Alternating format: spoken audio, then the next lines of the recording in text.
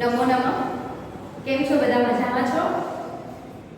ચાલો આજે આપણે ભણીએ પાઠ 7 ધોરણ 8માં સંસ્કૃત વિષય પાઠ 7 જેનું નામ છે સંખ્યા. આ અગાઉ પણ તમે લોકો છઠ્ઠા ધોરણમાં 7મા ધોરણમાં પણ સંખ્યાઓનું લેસન શીખી ગયા છો.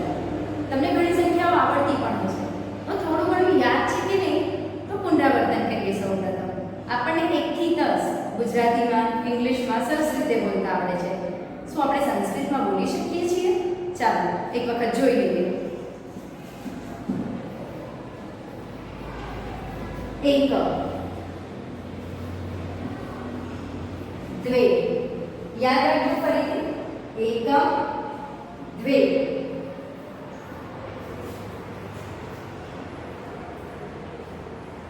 ત્રીણી, ત્રીણી, ચત્વારી. પહેલા હું સંસ્કૃતમાં જ બોલીશ, પછી આપણે એને ગુજરાતીમાં સમજીશું. ચત્વારી, પંચ, પંચ, ષટ,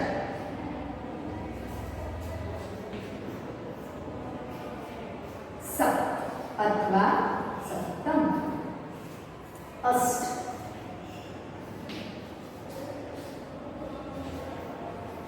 નવ, દસ અથવા દસમ. હવે એને ગુજરાતીમાં આપણે સમજીએ. એક એટલે કે એક, એક, દ્વે, બે, ત્રીણી, ત્રણ. આપણે જ્યારે ઉચ્ચારણ કરીએ છીએ ત્યારે તમે જ્યારે વાતચીત કરતા હોય ત્યારે બોલો છો 3 વાગ્યા, 3 વાગ્યા. અને ચરોતરની ભાષામાં કહીએ તો તમે બોલો છો 3.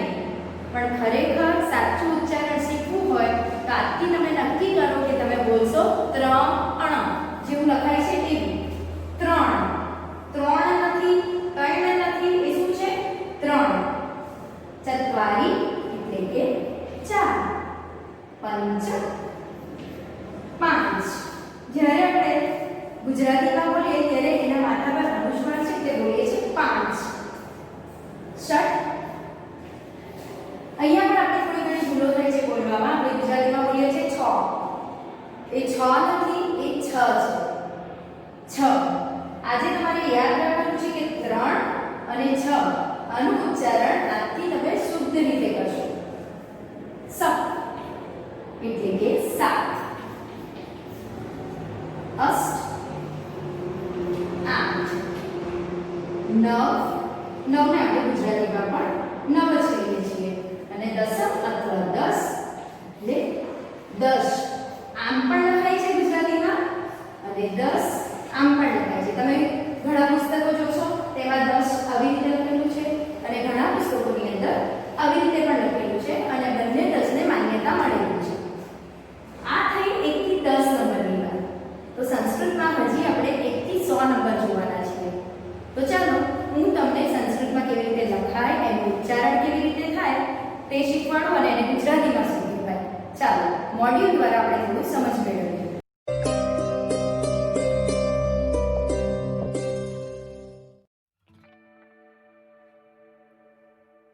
સપ્તમઃ પાઠઃ સંખ્યા. સંખ્યા.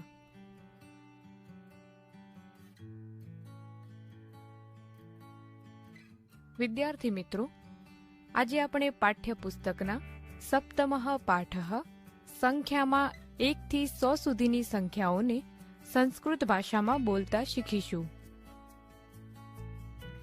1. એકમ એટલે 1. 2. દ્વે એટલે 2. 3. ત્રીણી એટલે 3. 4. ચત્વારી એટલે 4. 5.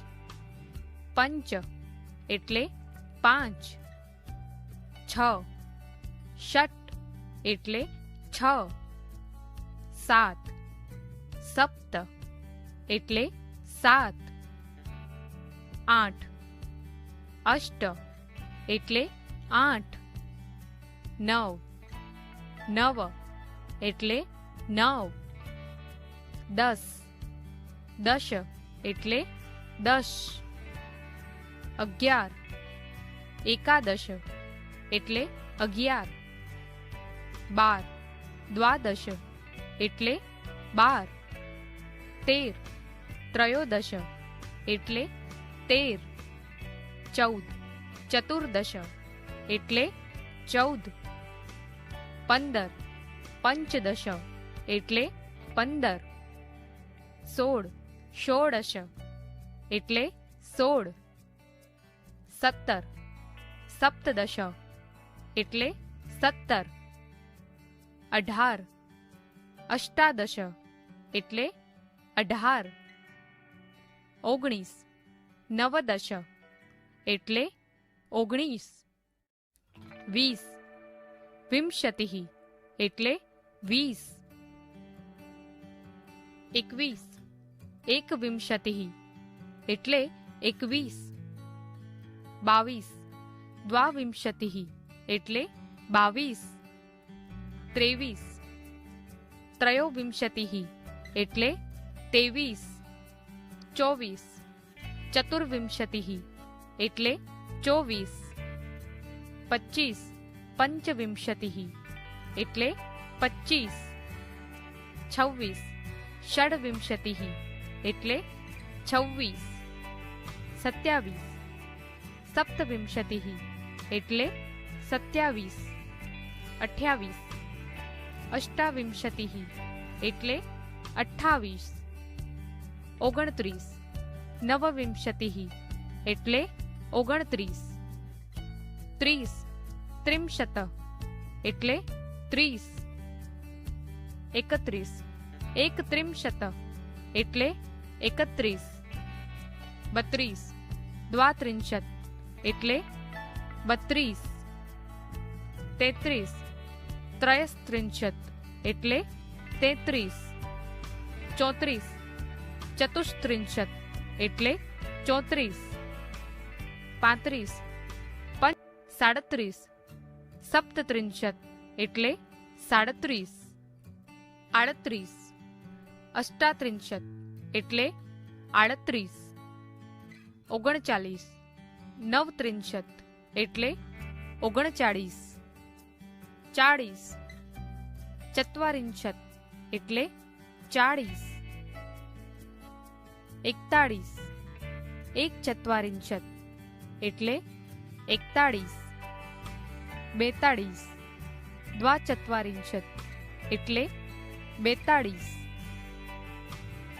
43 ત્રિચત્વારિંશત એટલે 43 44 ચતુશ્ચત્વારિંશત એટલે 44 45 પંચચત્વારિંશત એટલે 45 46 ષટ્ચત્વારિંશત એટલે 46 47 સપ્તચત્વારિંશત એટલે 47 48 અષ્ટચત્વારિંશત એટલે 48 49 નવચત્વારિંશત એટલે 49 50 પંચાશત એટલે 50 51 એકપંચાશત એટલે 51 52 દ્વિપંચાશત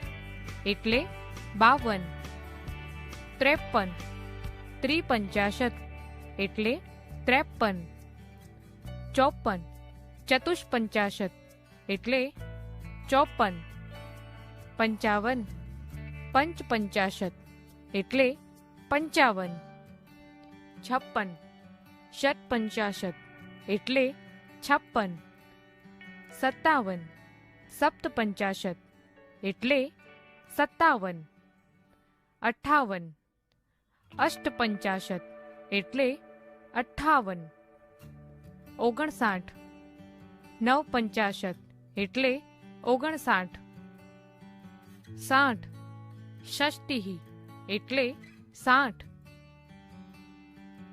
61 एकषष्टिः એટલે 61. 62. દ્વિષષ્ટિः એટલે 62. 63. ત્રિષષ્ટિः એટલે 63. 64. ચતુઃષષ્ટિः એટલે 64. 65. પંચષષ્ટિः એટલે 65. 66. ષટ્ષષ્ટિः એટલે 66. 67. સપ્તષષ્ટિः એટલે 67. 68. અષ્ટષષ્ટિः એટલે 68. 69. નવષષ્ટિः એટલે 69. 70. સપ્તતિः એટલે 70. 71. એકસપ્તતિः એટલે 71. 72. દ્વિસપ્તતિः એટલે 72. 73. ત્રિસપ્તતિः એટલે 73. 74. ચતુઃસપ્તતિः એટલે 74. 75. પંચસપ્તતિः એટલે 75. 76. ષટ્સપ્તતિः એટલે 76. 77.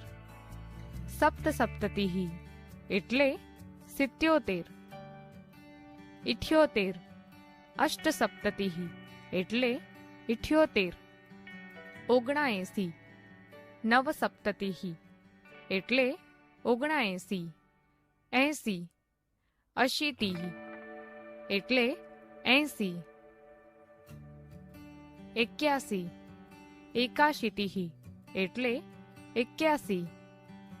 82. દ્વાશીતિः એટલે 82. 83. ત્ર્યશીતિः એટલે 83. 84.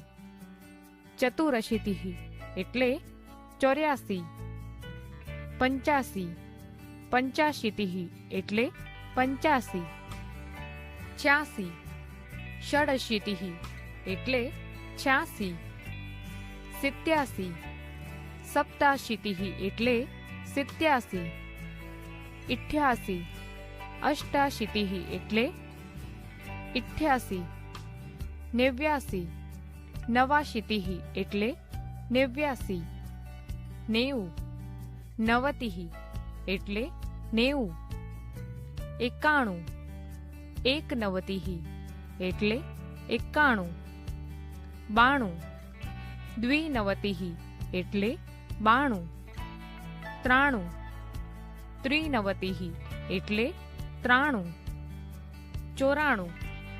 ચતુર્નવતિः એટલે 94. 95. પંચનવતિः એટલે 95. 96. ષણ્ણવતિः એટલે 96. 97. સપ્તનવતિः એટલે 97. 98. અષ્ટનવતિः એટલે 98. 99. નવનવતિः એટલે 99. 100. શતમ એટલે 100.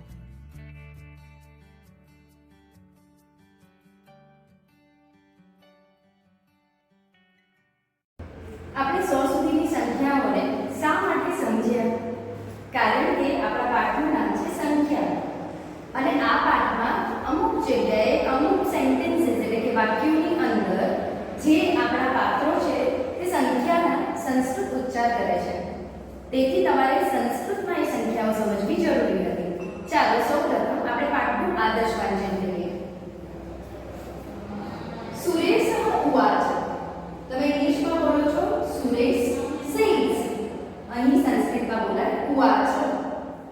સુરેશ ઉવાચ અહો રમેશ કુત્ર ગચ્છતિ.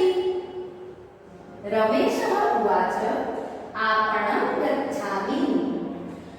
सुरेशः उवाच अहम् अपि आगच्छामि.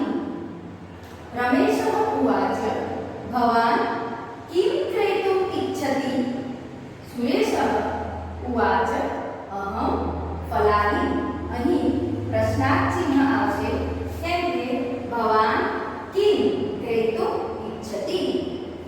કિમ પ્રશ્નવાચક શબ્દ છે તેથી અહીંયા પાછળ પ્રશ્ન વાક્ય આવશે. સુરેશः ઉવાચ અહં ફલાની ક્રેતુમ ઇચ્છામિ. રમેશः ઉવાચ પશ્યત તત્રે ફલવિપણી અસ્તિ ચલતુ. જ્યારે આપણે પુસ્તકમાંથી પુસ્તક હાથમાં પકડી અને વાંચન કરીએ ત્યારે એને આદર્શ વાંચન કહેવાય. હવે આપણે આ આદર્શ વાંચન કેવી રીતે થાય સંસ્કૃતમાં તે સમજ્યા. હવે તેના ભાષાંતરને સમજીએ. સુરેશઃ ઉવાચ, આનો લખીએ ઉવાચ. સુરેશ બોલે છે, પરંતુ ગુજરાતીમાં પણ આપણે એ જ નિશાની કરી અને આગળ આને સમજીશું. સુરેશઃ ઉવાચ, સુરેશ બોલે છે. અહો રમેશ, અરે રમેશ.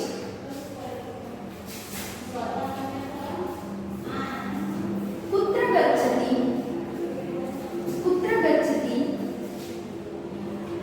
ક્યાં જાય છે. અહીં પણ પ્રશ્નાર્થ ચિહ્ન અને અહીંયા પ્રશ્નવાચક શબ્દ છે પુત્ર.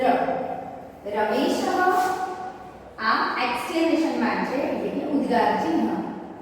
રમેશ ક્યાં જાય છે. રમેશ ઉવાચ એટલે કે રમેશ બોલે છે. આપણમ ગચ્છામિ, આપણમ એટલે દુકાને, દુકાને જાઉં. જ આપણે બોલીએ છીએ જ પણ બોલાય છે શું જાઉં, જાઉં છું, દુકાને જાઉં છું. રમેશઃ ઉવાચ અહમ અપી આગચ્છામિ. સોરી, સુરેશઃ ઉવાચ, સુરેશ બોલે છે. સુરેશ બોલે છે અહમ અપી હું પણ આગચ્છામિ આવું છું. હું પણ આવું છું. રમેશ ઉવાચ ભવાન કિમ ક્રેતુમ ઇચ્છતિ. અહીં ફરીથી પ્રશ્ન વાક્ય. કેમ બન્યું પ્રશ્ન વાક્ય કિમ. રમેશ ઉવાચ ભવાન કિમ ક્રેતુમ ઇચ્છતિ. રમેશ બોલે છે ભવાન એટલે તમારે, કિમ એટલે શું, ક્રેતુમ એટલે ખરીદવું છે. તમારે પણ દુકાને આવવું છે તો તમારે શું ખરીદવું છે. સુરેશ ઉવાચ અહમ ફલાની ક્રેતુમ ઇચ્છામિ. સુરેશ કહે છે અથવા તો સુરેશ બોલે છે અહમ એટલે કે હું, ફલાની એટલે કે ફળોની, ક્રેતુમ એટલે કે ખરીદી, ઈચ્છામિ ખરીદી કરવા, ઈચ્છું છું.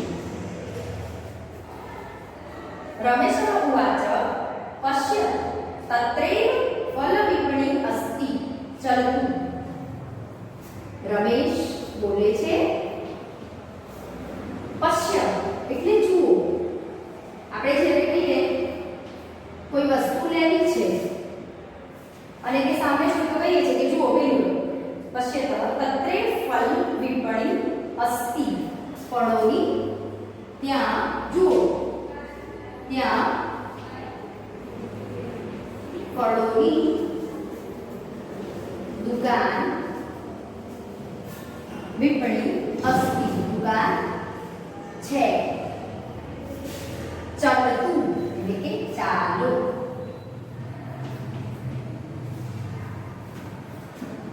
આ પ્રથમ પેજ ઉપર આપેલું જે સંસ્કૃત છે એનું ભાષાંતર છે.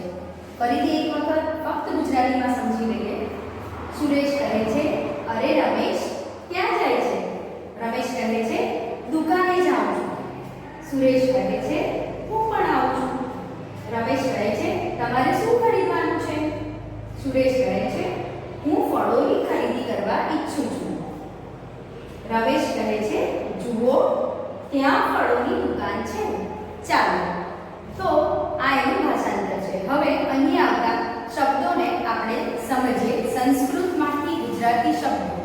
કેવી રીતે લખાય, એના અર્થ કેવી રીતે સમજીએ. આટલા ભાષાંતરને આજે આપણે સમજ્યા છીએ તો એના શબ્દાર્થ જોઈ લઈએ.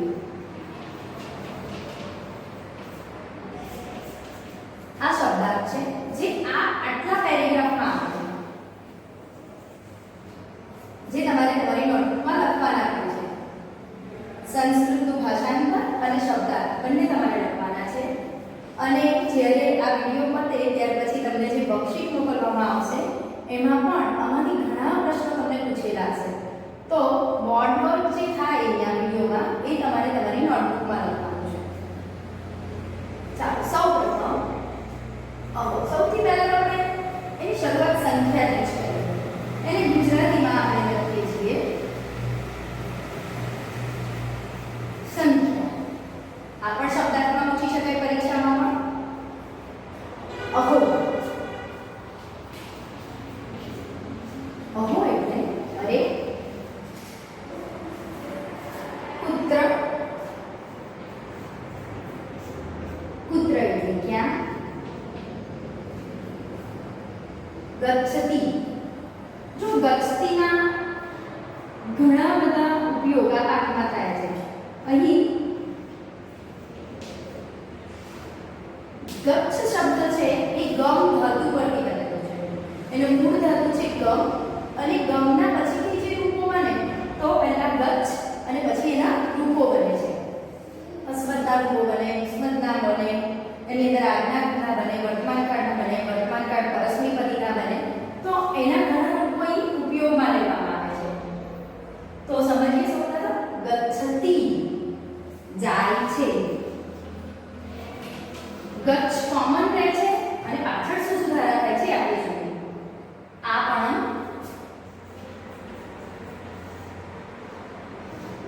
આપણનો અર્થ દુકાન. ગચ્છામિ ફરીથી આગળ મેં તમને કીધું એ ગચ્છામિ. હવે અહીંયા મી આવે. તી અને મી. મી એટલે પોતાની વાત કરીએ ત્યારે ગચ્છામિ હું જાઉં છું.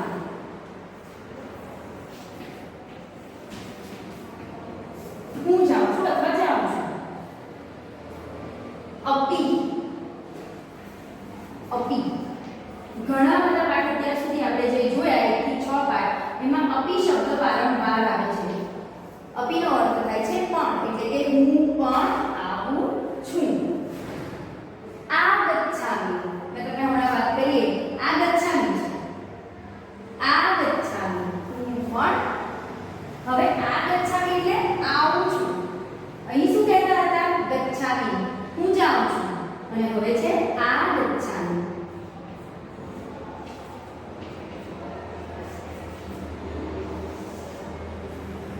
આ ગચ્છામિ એટલે હું પણ આવું છું. હું આવું છું. તમે જ્યાં જાઓ છો ત્યાં હું પણ સાથે આવું છું. ભવાન એટલે તમે. ભવાન. ભવાનનો અર્થ થાય છે તમે. કિમ. કિમનો અર્થ આપણને સારી રીતે ખબર છે કેમ કે છેલ્લાવાળા પાઠમાં વારંવાર પૂછ્યું હતું કે કિમ એટલે કે શું. અને આ પ્રશ્નવાચક શબ્દ છે, ખાસ યાદ રાખવાનો છે. ક્રેતુ એટલે કે ખરીદવા.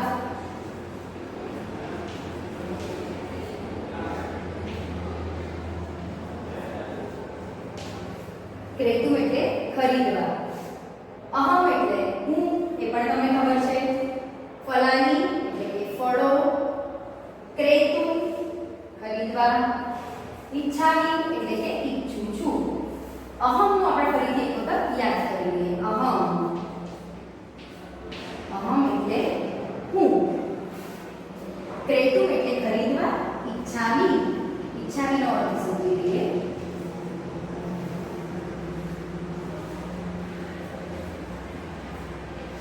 ઈચ્છામિ એટલે ઈચ્છું છું અથવા હું ઈચ્છું છું પણ કહેવાય અને ઈચ્છું છું પણ કહેવાય. ઈચ્છામિ.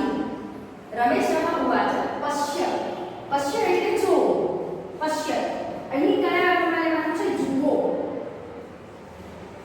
પશ્ય નો અર્થ છે જુઓ આપણે બોલીએ છીએ જુઓ પણ લખાય જુઓ સાચું ઉચ્ચારણ છે જુઓ રમેશઃ પશ્ય તત્રેવ તત્રેવ એક એવો શબ્દ છે કે જેની સંધિ ચૂકી પડે છે તત્રેવ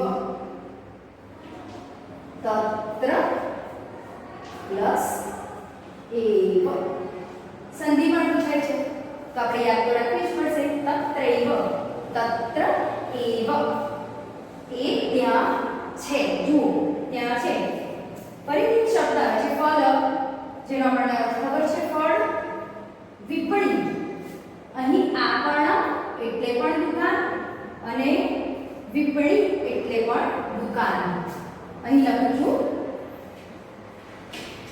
વિપણી એનો અર્થ થશે દુકાન દુકાનના બે અર્થ આપ્યા છે અહીં એક આ છે વિપણી અને બીજો અર્થ છે આપણ અને વારંવાર આ પાઠમાં દુકાન વિશેની વાતો થઈ રહી છે ખરીદી કરવા જવું છે કઈ દુકાન છે શું લેવાનું છે એની દુકાન પણ ત્યાં છે તો વારંવાર દુકાન શબ્દ આવી રહ્યો છે ચાલતું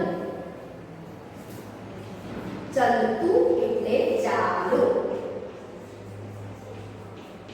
આપણે કહીએ ને ચાલો જઈએ તો ખરેખર હવે જવાનો સમય આવ્યો છે આપણે આ પેરેગ્રાફને સારી રીતે સમજી રહ્યા છે આગળ પણ હજી પાઠ ચાલુ રહેશે એની આગળના વિડીયોમાં આપણે વધારે સારી રીતે હજી પણ સમજવાનો પ્રયત્ન કરીશું આ પાઠનું ફરીથી થોડું પુનરાવર્તન કરી પછી આગળના પાઠને સમજીશું આ સાથે જે વર્કશીટ છે એની અંદર ગુજરાતી અર્થો પણ હશે પ્રશ્નોના જવાબ પણ હશે ખાલી જગ્યા પણ હશે અને ભાષાંતર પણ હશે જે તમારે તમારા સુંદર અક્ષરોમાં નોટબુકમાં લખી અને